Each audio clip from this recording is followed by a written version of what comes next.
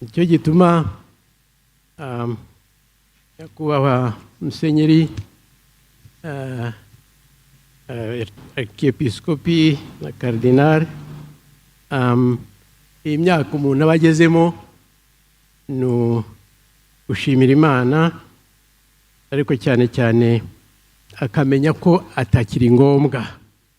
Ibyo rero nabyo ni ibintu biruhura iyo wageze ahantu wumva ko utakiri ngombwa.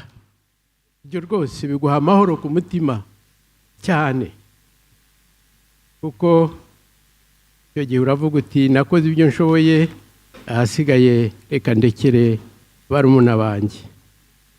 Reka nsoze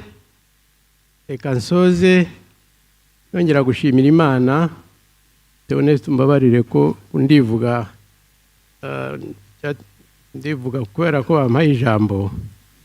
Nagira ngo ndangirize ku mbuto z'ubusaserdoti nahawe.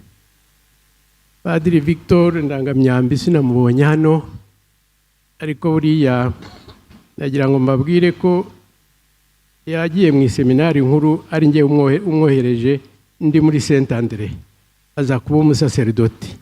Ndabishimira Imana cyane. We na Padiri Yohani Maria Vianney Muzeyi Sekabara witabye Imana wa Diyosezi ya Nyundo.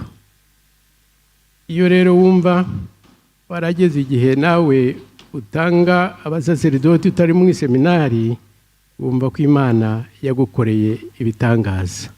Reka nsoze nongera gushimira Imana. Imana musumba byose, Imana idukunda cyane, nihabwe ikuzo uko ibihe bihora bisimburana iteka.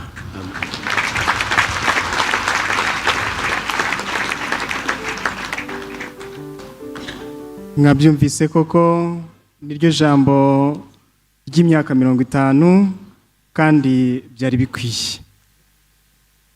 Ubizizaga yubire imyaka 50, hari umupadiri w'umuyezuiti, mukanya navugaga witabye Imana aje muri ibi birori.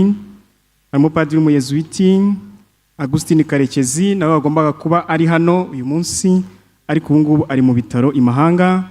Nawe turamuzirikana kuko yizihizaga yubire imyaka 50 hamwe na Padiri Theoneste Nkeramihigo, amaze ari umusaserdoti.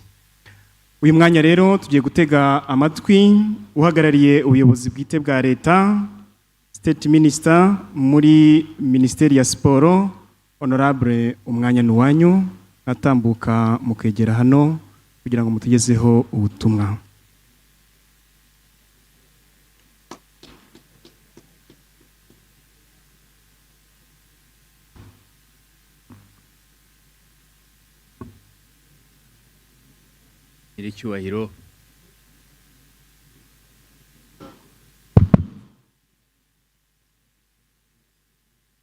Nyiricyubahiro Cardinal Antoine Kambanda.